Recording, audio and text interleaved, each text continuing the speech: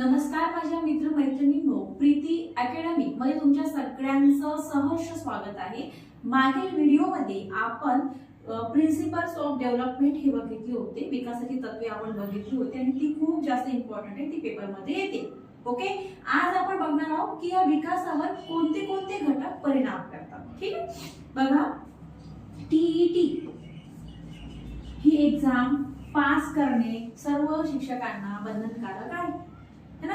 सर्वांना ही बंधनकारक आहे। ओके, मला सुद्धा आहे, मी पास झालेली आहे, मी ती पण पास झाली आहे, सीटेट पण पास झालेली आहे। ओके, आणि टीईटी सर्वांना बंधनकारक आहे, त्यामुळे सर्वांनी अतिशय काळजीपूर्वक याचा अभ्यास सुरू करा आतापासूनच, कारण की 6 महिन्यामध्ये कदाचित होईल ती परीक्षा, तर तुम्ही ती एक्झामची प्रिपरेशन आतापासूनच चालू करा। आणि आतापासून जर चालू केलं तर तुम्हाला जेव्हा नोटिफिकेशन येईल तेव्हा तुम्ही त्याच्यामध्ये चांगलं परफॉर्म करू शकाल। आणि विशेष म्हणजे पीवायक्यू व्हेरी मोस्ट इम्पॉर्टंट आहे तुमचे पीवायक्यू जर तुम्ही चांगल्या प्रकारे सोडवले तर तुम्ही नक्कीच या परीक्षेत यश प्राप्त करू शकता। आणि परीक्षा काही एवढी कठीण राहत नाही की भाई जमणार नाही असं तर काही राहत नाही, परीक्षा ही अतिशय सोपी असते, खूप इझी प्रकार असतो हा। ओके, क्रायटेरिया एक्झाम आहे, पात्रता परीक्षा आहे, अतिशय सोपी परीक्षा असते, परंतु यामध्ये पास जर व्हायचं असेल ना तर याचा मेन सोर्स काय माहिती तुम्हाला? पीवायक्यू। तुम्ही जर पीवायक्यू केलं ना तर हे तुम्ही बस उडून द्या तुम्ही परीक्षेत। ओके, चला तर आता आपण बघूया विकासावर परिणाम करणारे घटक। आता विकासावर कोणते कोणते परिणाम करतात? ठीक आहे, सगळ्यात पहिले अनुवांशिकता ही खूप इम्पॉर्टंट आहे। बालकांना शारीरिक आणि मानसिक गुण आपल्या आई वडिलांकडून मिळते, तुम्हाला माहितीये। शारीरिक रचना, शारीरिक वैशिष्ट्ये आणि क्षमता यांची प्राप्ती व्यक्तीला अनुवंशातून होते। अनुवांशिकता हे फार इम्पॉर्टंट आहे, विकासावर परिणाम करणारा हा घटक आहे, कारण की बालकांचे जे शारीरिक आणि मानसिक जे गुण असतात ते आई वडिलांकडूनच त्यांना मिळतात ना। मग शारीरिक रचना झाली, शारीरिक वैशिष्ट्ये झाली, क्षमता यांची प्राप्ती व्यक्तीला त्यांच्या अनुवंशातूनच होते, म्हणून हा घटक हा फार महत्वाचा आहे। सेकंड आहे लिंग। आता विकासावर काय होते? लिंगभेदाचा परिणाम होतो, इम्पॉर्टंट। मुलांच्या तुलनेमध्ये मुलीचा जो शारीरिक विकास आहे तो झपाट्याने होतो, आपल्याला माहिती आहे ही गोष्ट की मुलांच्या तुलनेमध्ये मुलगी लवकर ती वयात येते, है ना? शारीरिक विकास लवकर होतो। त्याच्यानंतर बघा बुद्धिमत्ता, इंटेलिजन्स, आणि हा बुद्धिमत्ता हा पार्ट फार महत्वाचा आहे बरं। यामध्ये जे गिलफोर्डची उपपत्ती आहे, त्याच्यानंतर स्पियरमन आहे, थर्स्टन आहे, ओके, हे सगळे पार्ट परीक्षेमध्ये येतात। ओके, आपण हा पण टॉपिक पूर्ण बघणार आहोत। ओके, आता बघा बुद्धिमत्तेचा प्रभाव बालकांच्या सर्वांगीण विकासावर होतो। कुशाग्र बुद्धीचे बालक झाले, तुमचे मंद बुद्धीचे बालक झाले, तर ह्या सगळ्यांचा परिणाम काय होते? तुमच्या विकासावर होतो, बालकांच्या विकासावर होतो। त्याच्यानंतर बघा आहार व पोषण। आता आहार व पोषण हा सुद्धा घटक फार महत्वाचा आहे बरं का। एखाद्या व्यक्तीला भरपूर प्रमाणात चांगल्या प्रमाणाचा आहार नसेल, न्यूट्रिशन त्याला मिळाले नसेल चांगल्या प्रकारे, ओके, तर त्याचा विकासावर परिणाम हा होतो। आपण बघतो साहेब बाहेर खूप सगळे मुलं म्हणजे जे भिकारी असतात, हे असतात, लहान लहान मुलं असतात ना, पाहिले की त्यांची क्यू येते आपल्याला, है ना? योग्य प्रमाणात त्यांचा आहार आणि पोषण नसेल, ज्यामुळे त्याच्या विकासावर परिणाम होते। त्याच्यानंतर आजारपण। आता आजारपण बघा, आजारपणचं कसं आहे की समजा आता प्रेग्नन्सी मध्ये आईला काही प्रॉब्लेम असेल, आईला कुठली काही हे झालं असेल, काही रोग असेल किंवा कुठला आजार झाला असेल, तर त्याचा सुद्धा बालकाच्या विकासावर परिणाम होतो। ओके, आणि आता शारीरिक दोष बघा, शरीरांतर्गत दोष आहे, जसं नलिका, मेंदू यासारख्याच्या मध्ये पण आहे, याच्यामुळे सुद्धा विकासावर परिणाम होतो। आपण काय बघत आहे? विकासावर परिणाम करणारे घटक जे अत्यंत इम्पॉर्टंट आहे। सगळ्यात पहिले आपण बघितलं अनुवांशिकता वातावरणाचा परिणाम होतोच ना। आणि अनुवांशिकता बालकांच्या कसं आहे, शारीरिक आणि मानसिक गुण आपल्याला आई वडिलांकडून मिळते ना। आणि हे जे शारीरिक रचना, शारीरिक वैशिष्ट्य आणि क्षमता यांची प्राप्ती व्यक्तीला काय होते? अनुवंशातूनच होते। त्याच्यानंतर लिंग आपण काय बघितलं की विकासावर लिंगभेदाचा परिणाम होतो आणि मुलांच्या तुलनेमध्ये मुलीचा विकास झपाट्याने होतो। मग आपण बघितलं बुद्धिमत्ता। ओके, बुद्धिमत्ता मी म्हटलं की बुद्धिमत्तेचा प्रभाव बालकांच्या सर्वांगीण विकासावर पडतो। कुशाग्र बुद्धीचा बालक, मंद बुद्धीचा बालक, डिफरन्स दिसतो ना।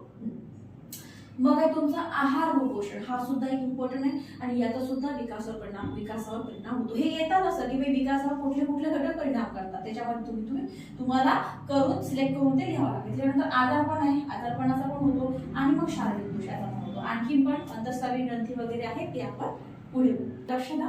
शारीरिक क्षमता दोष. शारीरिक क्षमता दोष मध्ये काय असते की दृष्टी दोष, श्रवण दोष, अपंगत्व हे जर समजा काही असेल त्याचा दोष तुमचा विकासावर होतो. त्याच्यानंतर अंतःस्रावी ग्रंथी याचा टाकतो. आता मानवी शरीरामध्ये अनेक अंतःस्रावी ग्रंथी आहे. मग या ग्रंथीतून वाहणारे जे स्त्राव आहे ते रक्तामध्ये मिसळतात आणि त्यांचा परिणाम तुमच्या विकासावर होतो. ओके. त्याच्यानंतर वय, याचा परिणाम सुद्धा विकासावर होतो है ना. वयानुरूप विकास होतो. त्याच्यानंतर अपरिपक्व बालक, जर जन्मकाळ पूर्ण होण्याआधी 9 महिने अगोदर जर बाळ आलं तर बाळ अपरिपक्व होते आणि त्याच्यामुळे काय असते की त्याची समावेशन क्षमता कमी असते, त्याची कार्यक्षमताही कमी असते. त्याच्यानंतर कुटुंब व संस्कृती, कुटुंब आणि संस्कृती याचा परिणाम सुद्धा विकासावर होतो. का? कारण की वेगवेगळ्या कुटुंब पद्धतीमध्ये जन्मलेले असतात, वेगवेगळे संस्कृती राहते. आता समजा महाराष्ट्रातला बाळ, महाराष्ट्रात इथलं कसं आहे, संस्कृती वेगळी, इथं सगळं वेगळं आहे. तिकडे तुम्ही केरळला जा, सगळं वेगळं आहे है ना. तर मग तशानुसार ते विकास होतो, तशानुसार त्याच्यानुसार तिथल्या बालकांचा विकास पहा, आपल्या बालकांचा विकास पहा, परिणाम. ठीक आहे. खेळ आहे, बाहेर जो मैदानी खेळ जर व्यक्ती खेळले, विद्यार्थी खेळला, बाळ खेळलं तर काय होईल, त्याच्या विकासावर परिणाम होईल है ना. चांगला परिणाम, पॉझिटिव्ह परिणाम होईल. कारण की कसं बाहेर गेले की बाई कम्युनिकेशन स्किल तुमची सुधारते, तुमचा कॉन्फिडन्स लेवल बिल्ड होतो, तुम्ही कुठल्याही गोष्टीला चांगल्या प्रकारे पॉझिटिव्ह एक अँगलनं पाहता आणि तुमची निर्णय क्षमता खूप वाढते. जर तुमचं तुम्ही आता एक समजा आपण दोन विद्यार्थी घेऊया, एक विद्यार्थी आणि दुसरा विद्यार्थी, असे 2 विद्यार्थी घेऊया. ओके. आता हा एक विद्यार्थी आहे, हा एक विद्यार्थी. आता बघा तुम्ही, सांगते मी तुम्हाला. आता जर हा विद्यार्थी आहे, हा विद्यार्थी जर नुसतं मोबाईलच पाहिला, नुसतं मोबाईल हा पाहत आहे, नुसतं मोबाईल हा पाहत आहे, मोबाईल पाहत आहे, नुसतं मोबाईल, तर तुमचं तेच काम नाही, मोबाईलच पाहत आहे, नुसतं दिवसभर mobile mobile mobile mobile mobile.